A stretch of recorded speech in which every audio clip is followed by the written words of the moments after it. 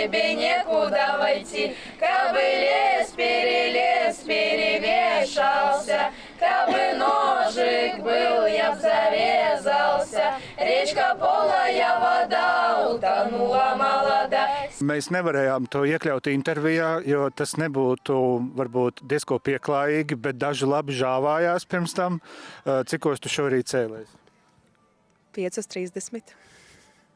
Jā, un vajag tā, ka sagatavoju visu, ko vajag, un tad mēs 8 jau izbraucam no mūsu rajona, un 9:20 mēs jau bijam muzeja. Tā kā jā, šodien būs ilga diena.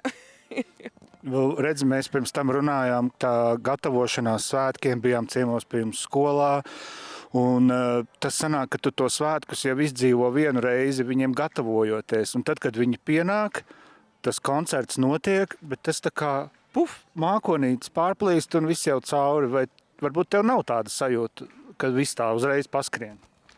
Nē, tāda sajūta nav. Varbūt, jo vienmēr pēc svētkiem tu vēl nedēļa esi tādā kā ekstāze. Ka tu esi pilns ar tiem svētkiem, ar tiem cilvēkiem, kuri tu satiek. Jo, piemēram, es ne tik daudz reizes braucu uz Liepāju, un vienmēr, kad es redzu draugus no Liepājas vai no Limbažiem, tad sveiki! Un tā, kā es teicu, jau iekšā ir tāda silta sajūta līdz septembrim. Un pēc tam septembrī mēs atkal varam tiekties, tā kā, jā, tā sajūta pilna viņam. Jo arī bērniem, protams, tas ir tā kā mirklis uzstāšanas, un pēc tam viss, nē. Jo pēc tam dančiem, jo pēc tam tu skaties citus kolektīvus, un tu tā kā baterēja paņem lādētāju, jā, no citiem, un grib to enerģiju paņemt vēl un vēl, lai viņa būtu pēc svētkiem arī tā iekšā. Bet tavi bērni arī tā centīgi skatītāji, jo tā mēs taču nevaram no viņiem prasīt, lai viņi sēdētu tā kā etnomuzikologi un katrā dziesmā iedziļinātos, bet viņi klausās citus savus vienaudžus, ko viņi dara arī. Ja? Jā, es teikšu, ka mani bērni sēž un klausās. Es mēlošu, bet viņi centās klausīties, un, protams, vēl ir interesanti, kad ir mūzika ar instrumentiem, tad viņi, kas notiek, bet jā, mēs sēžam, jo man nepatīk vārds skatītāji, jo mēs nepirkam biļetes uz teātri vai uz koncertu, mēs esam draugi, kuru atbalsta citus kolektīvus. Tā kā mēs esam tādā saimē, kurā atnāca ciemas, un esam visi kopā. Tā kā, jā, mēs esam skatītāji, bet mēs esam draugi, kuri atbalsta citus. Jā, un es domāju, ka tas, ko tu stāstīji, īpaši labi šajā Brīvdabas muzejā notiek, jo tā ir tā vide, kurā nav tā skatuve, visu cieņu VF kultūras pilī, protams, bet tur tomēr tā vai ne, tur kolonnas un sēdvietas un tur ir garderobe, jā, bet šeit ir tā draudzības sajūta, muzejā tieši. Jā, jo Brīvdabas muzeja tiešām ir tā sajūta, jo man šķiet, ka tā enerģija, tāda enerģija man šķiet, ir īpaša. Jo šeit taču nāk cilvēki, kuri grib to uzzināt, pastāstīt par to. Tā kā jā, vienmēr ir prieks būt šeit un, protams, dziedāt bez mikrofoniem, jo tas ir tā dabiska sajūta ar dziesmām, ar zemi, ar saulē. Jā. Кабы ножик был, я б зарезался, речка полая вода, утонула молода, селезень ловит утку, Иванов играет дудку, он играет, выговаривает, играет, ходи учиться домой, ходи серая домой, у тебя 7 детей, 8. Mēs pārspriedām, ko Birjuļki darījis dziesmu svētkos, 10. jūlijas 4. Brīvības laukums, bet ko tu kā Violeta, kā civila persona, nevis folkloras kopas vadītāja, ko tu vēl gribi svētkos redzēt un pieredzēt? Protams, man šķiet, ka lielāka daļa es ļoti gribētu redzēt dejus, lielu koncertu. Bet, protams, mēs iesim kopā ar bērniem 12.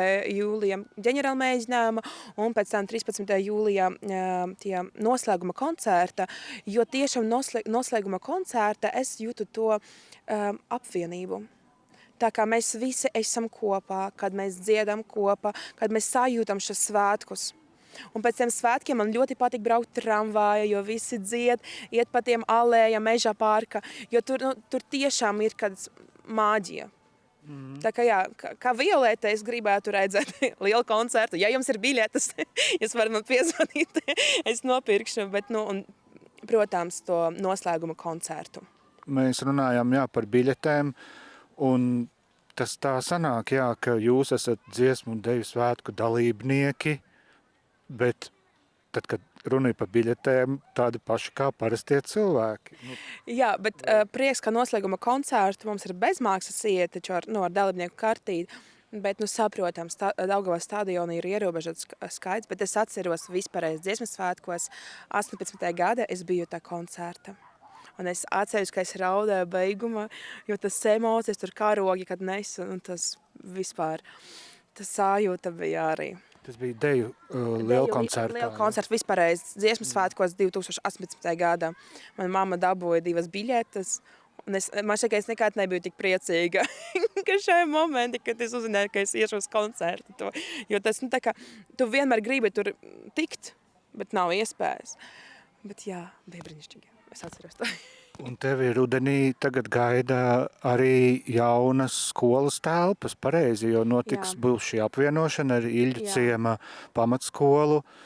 Tad tev arī būs, arī 1. septembris, vistiešākā nozīmē, jo arī jaunā skola, ēkā. Jā, ēkā, jo mums šogad, ja mēs esam Iļļu ciema pamatskola, protams, man jau tur būs ēkā, es ceru, ka man tur būs kabinets, jo Baltiela man bija savs kabinets, kur tur bija tā bērni, kad jūtas slikti, viņi to vilta, mēs varam tev pasniegt šeit kabinetus. Protams, ja tur man bija rotaļas, matrioškas, arī dažādas grāmatas, un viņi tur bija kā mājas. Un es ceru uz to, ka jauna eka man arī būs tāds kabinets, kur bērni jūtas kā mājas. Kur būs dziesmas, dējas, pasakas un tā sajūta, draudzīga sajūta.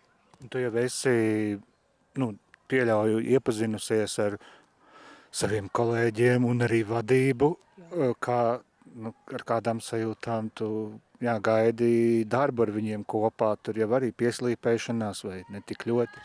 Man ir brīnišķīgi kolēģi, jo, kad es pirmo reizi ar viņu iepazinos, es uzzināju, ka viena skolotā ir no folkloras kopas Lants. Viņu tad dziedāja kādreiz. Vēl viena skolotāja no Ceiruliem, no Līvaniem. Es domāju, un tad var kopā padziedāt. Un mēs tiešām pēc kādam 2 stundām sākam dziedāt kopā latgaliešu dziesmas, latviešu dziesmas. Tā kā es jau teicu, kad tu mīļ cilvēkus un smaidi viņam un ar siltumu iet pie viņam, tev atbildē arī ar šo. Tā kā man ir brīnišķīgi kolēģi. Un ceram, ka tā būs un 10 gadus un 20 gadus un tā tālāk.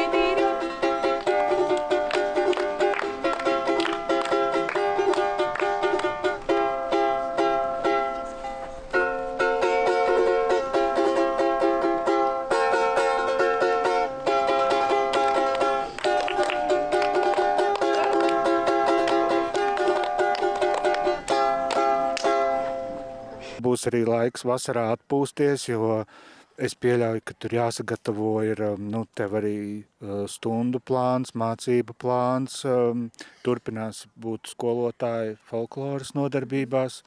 Kā tev būs iespēja atpūsties? Bet nedomāsim par to augusta labi. Es būšu atvaļinājumā, un tad augustā es sākšu par to visu domāt, bet pēc dziesmu svētkiem es domāju, ka es braukšu pie jūrā un tur gulēšu. Ilgu laiku, jo šodien ceļos 5:30, es saprotu, ka pirmdien es gulēšu līdz 1 vai līdz 2. Jā, bet atvaļinājums, protams, bet bez dziesmu nebūs, jo man ir vēl kolektīvi. Mums ir augusta koncerti, jūlija, tā kā jā. Kur jūs vēl koncerti? Mums būs 9. augusta Nordiču parka. Būs koncerts, tā kā aicinām. Tur mēs būsim ar jauniešu folkloras grupu Dar. Tā kā, mēs tur dziedāsim, iesim rotaļā, dejosim, tā kā gaidīsim. Forši. Un tad vēl pašās beigās, šodien jau ir gandrīz vidū, bet kas birjuļkiem vēl šodien darām? Mums šodien ir pusdienas. Man šķiet, ka tas ir svarīgs moments, vai ne? Mums ir pusdienas, un pēc tam mums ir mēģinājums uz rotaļu programmu, kura būs 10. jūlijā. Tā kā mēs būsim mājās kaut kur tikai 8, es domāju. Jūs arī mēģināsiet tur pie Brīvības laukumā? Nē, šodien mums būs mēģinājums šeit Etnografiskā muzeja pie Ezermāla. Jā, izmantosiet vietu. Jā, tā kā tur dziedāsim, iesim rotaļā, satiksim draugus, tā kā mēs tagad staigāsim pa Etnografisko muzeju, uzzināsim daudz ko. Tā kā jā, šodien baudīsim to laiku. Un vēl, jā, starp citu par ēdināšanu, vai jūs esat apmierināti, jo kā jau katros svētkos kaut kur parādās arī pa kādai kritiskai piezīmē, ka ar to, ko te dod, to bērniem tas nepietiek, kur ir kaut kas, kur ir gaļa, kur ir kas. Man vēl nebija pusdienas, bet man bija brokastīs un man garšo krosāns ar rasēnu. Tā kā man bija ideāls uz brokastīs. Krosāns ar ko? Ar rasēnu, pienu. Ar rasēnu? Jā, tas ir visgaršīgākais. Tā kā mēs gaidām vēl kārumus, sieriņus, bet es domāju, ka pusdienas arī būtu garšīgi, jo vienmēr, nezinu, ka citiem, bet dziesmas svētkos ir vienmēr garšīgi. Labu apetīti! Paldies! Jums arī ceru, ka jums būs pusdienas. Mums būs kaut kad.